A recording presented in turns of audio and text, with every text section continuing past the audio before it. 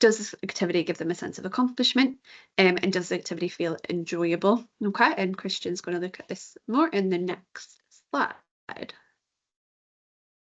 So this is just an example, kind of following on from what Rebecca's just touched on there, of activity log that you can sort of maintain either together with your young person, or a young person can log themselves. And essentially it is run on the ACE-V categories, which along the top there, A is for achievement, C is for connection to others, E is for enjoyment, and V is for a valued activity, whether it's valued or not. The ACE-V activity log can be a very simple way to monitor day-to-day activities, what the young person is currently doing, and those could be things that might potentially be contributing to them feeling low at the moment. There might be a few things in there that do score highly across these criteria, which obviously would be quite positive to keep. But what you're really looking for in the initial stages is just what are they currently doing, and how much does that align with their achievement, their closeness to others, and their enjoyment as well. If they've got lots of things in their diary which don't score highly on any margin, and also are not very valued, then you can possibly begin identifying some areas where their low mood might be coming from, and thinking about activities that they might be able to do which encourage them to feel better. It's important to note that not every activity needs to score highly. So, something doesn't need to be high on achievement, closeness, and enjoyment. I think it's quite hard to think of an example which would score highly on all of those. However, in this example, it's fine to score highly on achievement by revising for an upcoming exam and doing well in it, but you might not feel very close to others and enjoy that very much. Equally, it can score highly on multiple or all as well. So it could be the young person went to the cinema with friends, which would score highly on enjoyment and connection to others because they did something with someone and enjoyed that experience, but they didn't get a huge amount of achievement out of it. Considering whether an activity is valued or not is really important. If it's not valued, it probably shouldn't be something that they're doing, because this whole process is about thinking, is this an activity that is valued to the young person? A lot of times, it's difficult to determine that, especially in the low mood sort of field. A lot of times young people do struggle to identify things that they value and what they might want to do. However, we've got some examples on the next slide of just a bit of a card sorting activity that you could potentially do with a young person, looking at their interests and values. So we've got the blue list here on the left, which is an example of interests, and we've got the purple list, which is an example of values on the right.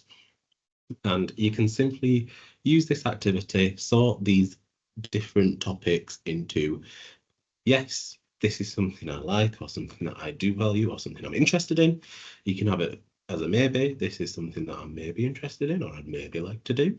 And then you could have something, an extra category of like, no, or absolutely not, I'm not interested in this, don't value this. And once you've done this exercise, you can begin to really see where the young person can potentially introduce activities to hopefully help improve their mood and feel a bit better. So on the next slide, you can see Camille's example here. We've done the card sort with Camille here, and he's identified his top 3 values are justice/fairness, friendship, and challenging himself. And his top 3 interests are sport, gaming, and social media. Of course, really good reference point as a starter, but I would suggest sort of in the very first stage just creating one activity, which is very obviously focused around his values and interests. So trying to incorporate 2 would be great. Not always essential though, but just have a conversation with a young person. What do you think you could do, bearing in mind that these are your values and these are your interests, and really get them to try and pick something out, something that they could do and something they want to do as well. So Camille here wants to focus on friendship for this week, and his activity is playing football at lunchtime with the boys, and he's really mapped out when, where, how, what help do I need to do it, is there anything that might make it difficult, to reduce the chances of him not being able to do that activity. Of course, the friendship does link with his interests as well, so it does fit with that sport criteria because he's playing football, which is great. So it's a really good initial activity for Camille to begin doing and hopefully see appearing on his ASB log, which we discussed before. And once he's doing that, hopefully you begin to see from that low mood cycle that he's beginning to get a bit more enjoyment from life, making it somewhat easier for him to create some new activities where he could continue that more positive cycle as well. Once he has sort of got this activity on lockdown, it's important to note, obviously, he's got some other values and interests on there as well. So those would be your next protocol for creating another activity which might support Camille with his low mood. Following on from that, we've just got a couple of tips and tricks regarding the 5 ways to well-being. These are split into different areas which could be useful to consider when you're thinking about activities for a young person who might be struggling with low mood as well. Okay, so the first one is connect. So this touched on what we went on about before, with enjoying time that we spend with others. So connecting is about spending time with friends and family, playing games, meeting new people, celebrations and special occasions. So they're things where you feel close to other people. And this could, of course, be in person, online, in groups. And it's just remembering that not all socialization feels the same. So your young person might find that scrolling on social media doesn't make them feel closer to others, but on a computer game, when they're linked in with friends, that is something actually that does. Family occasions can sometimes feel overwhelming, can feel loud and formal, but one-on-one errands might actually feel great. So it is just about experimenting and finding out what works for you and your young person. The next is keeping learning. So learning can be enjoyable at times, often associated with learning a new skill, and it can make us feel good about our achievements and well, ourselves generally, I suppose. So it could be learning a new craft, knitting, gardening, or making something new. We've clearly missed some words off there. Learning a new language, learning how to cook or bake something new, learning how to perform theatre, art, or music. Really think here about the interests that your young person is bringing to that activity from the card sort and what they could potentially learn when thinking about these categories. So obviously Camille's was sport, and obviously he likes to play football because he's already made a plan around that. But are there other sports that he could potentially learn or get involved in that he might enjoy doing as well? Community centres often run free clubs themed around specific hobbies, or schools and colleges might offer extracurricular activities as well. So it might be useful to check in with school and see, if Camille did mention, actually, I quite like tennis. Do school do anything tennis based, or do you need to look in the wider community for that as well? The Trafford Directory has loads of different things in there, so we highly recommend having a look in there to see what's available near you as well. Okay, so being active is the next one. So moving in somewhere, as we all know, can help relieve stress and provide those feel-good pheromones. So examples, joining a sports team or club, learning some stretches or poses that feel good. YouTube's always a good protocol to try some new things. Active travel, so walking, cycling, rolling, to wherever you want to be. And just trying different kinds of exercises are different from your norm. So things like swimming. So again, think about what works for your young person's daily routine. How could they incorporate movement into what they're already doing? Are there any new physical activities that they'd like to try that you know of that you could support them getting into? The next is taking notice. So it's about experiencing our lives more fully, and not quite being on autopilot or just switching off a lot of the time. Meditation can help with this. Being mindful, doing some mindful exercises can really help as well. Breathing exercises or grounding strategies, excellent tools that I pick up and go. You don't really need to do a lot of preparation with those. And again, trying something new. Taking notice could be about a change of routine, taking a different route to school, observing your surroundings, trying different foods or flavours, changing how spaces are decorated. I love redecorating my spaces at home all the time, often not to my improvement home decor, but it's just about having different life experiences, changing things up, and noticing your surroundings a little bit more. And the last one is giving.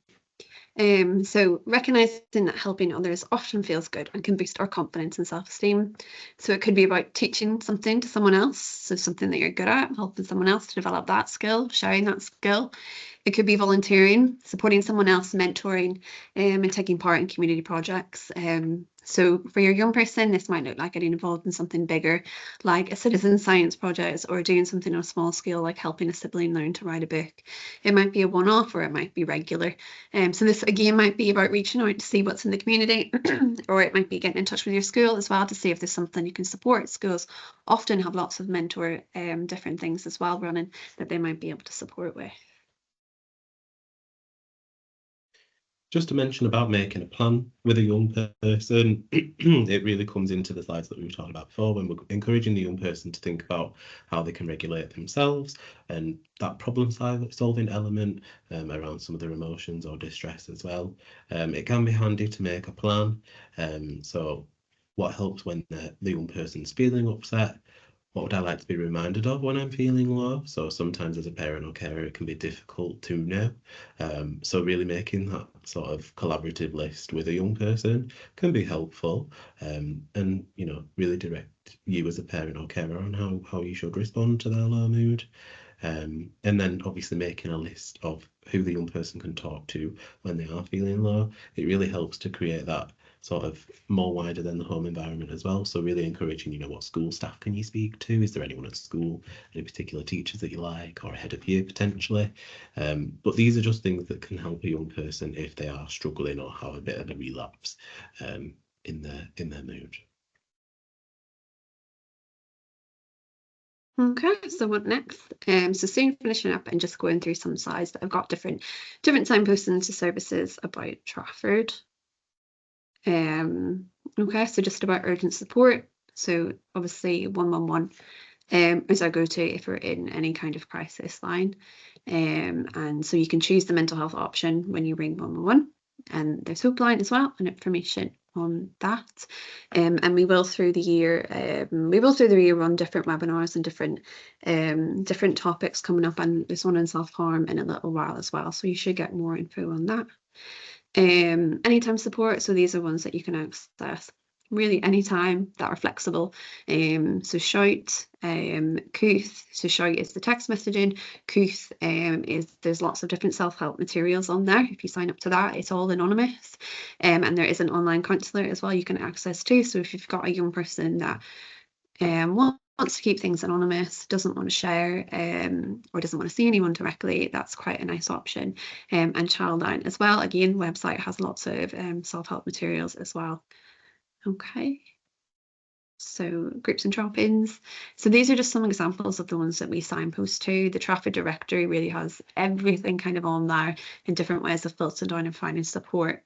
But yeah, lots on there. Trafford Talk Shop has that drop-in option for young people. 42nd Street, Spectrum Gaming, Gorse Hill Studios run different things as well, and you'll find them all in Trafford directory.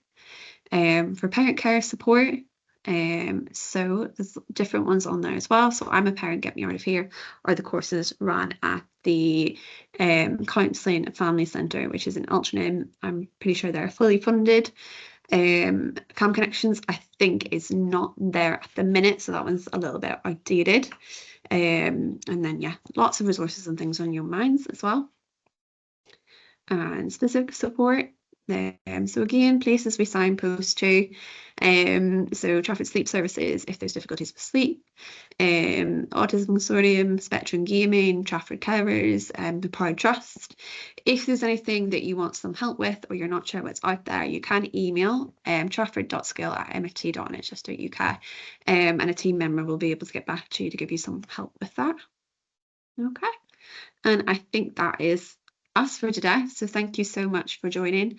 And there's just information there on the next webinar, which is supporting young people with their body image, on Tuesday the 20th of January. Okay. Thank you so much. Thank you. Bye.